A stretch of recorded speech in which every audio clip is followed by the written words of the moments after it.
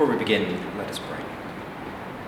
Lord of all life, giver of one to another, presence of peace, open our hearts that we may hear your call. Illuminate our minds that we may discern where your voice may be heard. Guide our paths that we may walk humbly in your ways that heal your world in Christ by your Spirit. Amen. I was very tempted today to begin with a movie clip, but I didn't want to put any additional pressures on our terrific tech support team.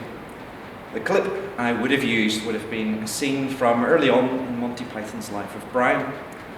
Jesus is delivering the Beatitudes from Matthew's Gospel to a vast crowd.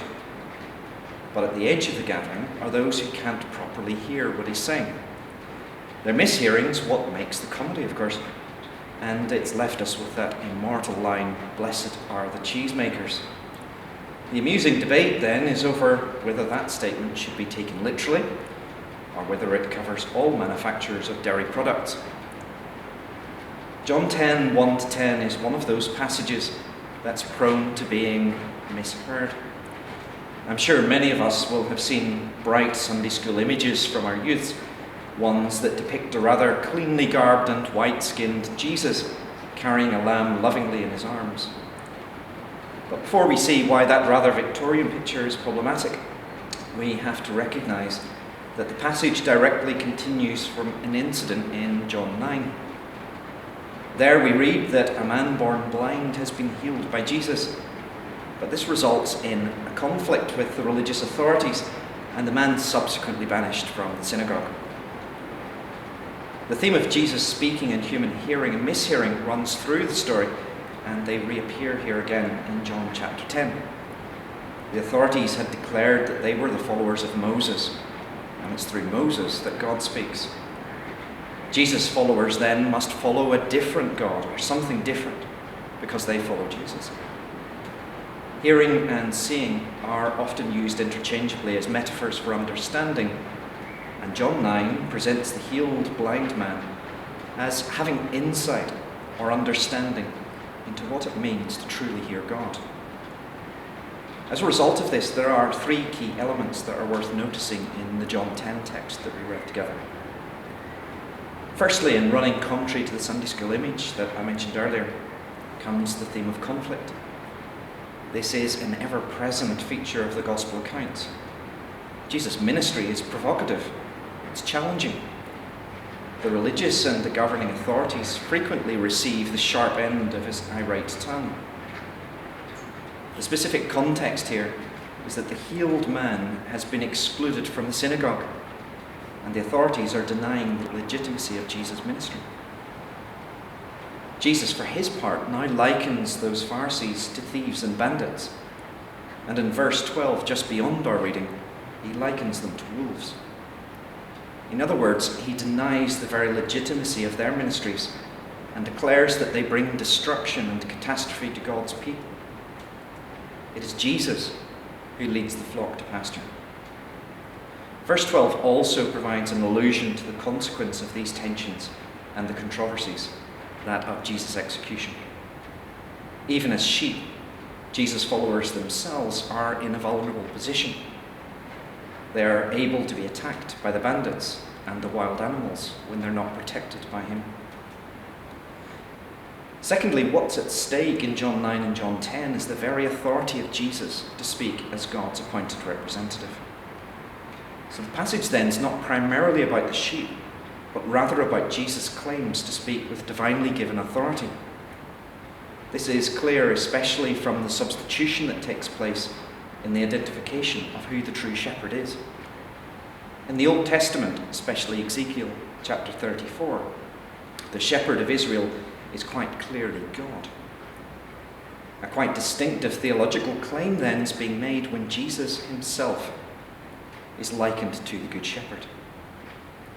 Jesus speaking is then being equated with God's own speaking. And that means that all who follow Jesus are in fact appropriately following God.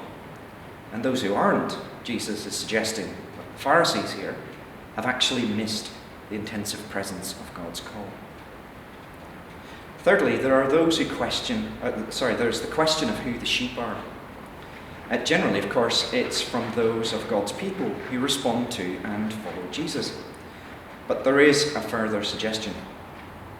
Shepherding was a rather socially ignoble profession in Judean culture.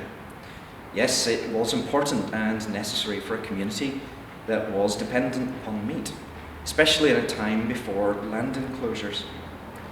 Yet the nature of the job and the dangers that came with it meant that it was not a task for those who regarded themselves as belonging to a higher social and political class.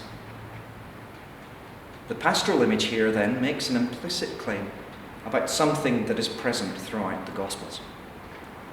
That the self-giving presence of God in Jesus Christ identifies with those who've been marginalised and oppressed by the arbitrary boundaries of Judean society.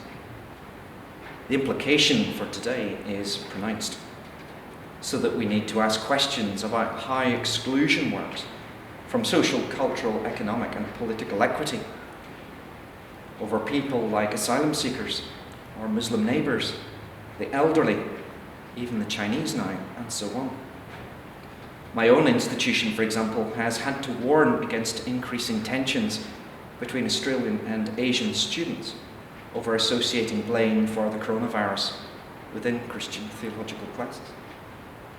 And in recent days, we've seen shameless posters in the US asserting a right to sacrifice the elderly for the economy, or for protesters' rights to get a haircut, or the equally irresponsible so they can go to church.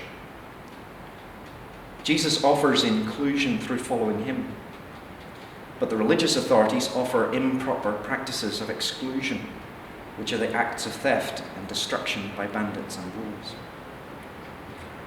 There's something else important for us to notice here, and that is the complexity of hearing, following and obeying. The Scottish Episcopalian theologian Donald MacKinnon once said that there is nothing more dangerous than obedience. It is this sentiment that led Martin Luther King to lament the churches that conformed to ungodly values. King cites Hitler as a warning against uncritical obedience. He cites Mein Kampf. "I use emotion," Hitler said, "for the many and reserve reason for the few. By means of shrewd lies, unremittingly repeated, it is possible to make people believe that heaven is hell and hell heaven. The greater the lie, the more readily it will be believed." Let's hope that schools don't reopen just because the Prime Minister, rather than the health authorities, declares that we're safe, or that there's a spike in people consuming cleaning agents in order to cleanse coronavirus by the suggestion of the American president. What Jesus calls for is not unquestioned obedience. After all, in the text, his voice and those of the religious leaders are in conflict. There is more than one voice claiming to be the voice of God. The implication, though, is that the sheep have discerned whose voice actually speaks for their good. John 10 doesn't say much more than that about the life of the sheep together, but we certainly get an idealized portrayal of the life of the early Jesus followers in Jerusalem in the Acts chapter 2 passage we read earlier. The people's gathering around the breaking of bread is, of course, a reference to the gathering around the presence of the risen and the ascended Jesus in their midst. They are attentive to the teaching of the apostles, and that's hardly a controversial statement now. But what's more interesting is the socially revolutionary practice of sharing all things in common. It's amusing to read scholar after scholar trying to differentiate this practice from communism, displaying a rather embarrassing ignorance in public of the varieties of socialist values and politics in the process. If we don't want to call Acts chapter 2 a proto-communist image, then at the very least it's impossible not to call it koinoniaist. Koinonia, of course, meaning communion, or the communicative being of friends with each other. The idea here is not to divest oneself of one's property to become more spiritual or less attached to material things. It's a considerably more positive image than that. What is it that Christ gives? Life and abundant life together as the community of God's people gathered to support one another. This brings with it a serious responsibility to meet each other's needs.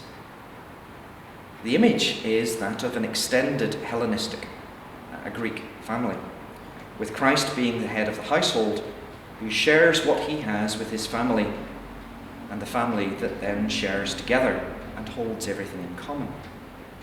This is the gift of the gospel. A 4th century Christian writer, Basil the Great, had some very choice things to say to the rich. One thing in particular stands out in his comments on this passage. He says, if we took only what was necessary to satisfy our own needs, giving the rest to those who lack, no one would be rich, no one would be poor, and no one would be in need. It is the rich that Basil describes as robbers. They bear false witness to Christ by continuing to rob the poor in order to provide more than they need to live and flourish. And accordingly, they rob from the new life that God has given for the building of God's people together. Basil would have been very disturbed and rather irate, given his revolutionary temper, with the power-serving claims of trickle-down economics, of the survival of the fittest notion, of the every person for themselves individualism, of getting one's just deserts, or of the uncompassionate do-it-yourself politics, or the us versus them tribalisms. So perhaps the most provocative and interesting way to end this message is by a prayerful reworking of a statement from Marx and Engels' Communist Manifesto. It's the very final statement, their exhortation. In my words then, Christians of the world unite, for you have nothing to lose but the world's chains. Amen.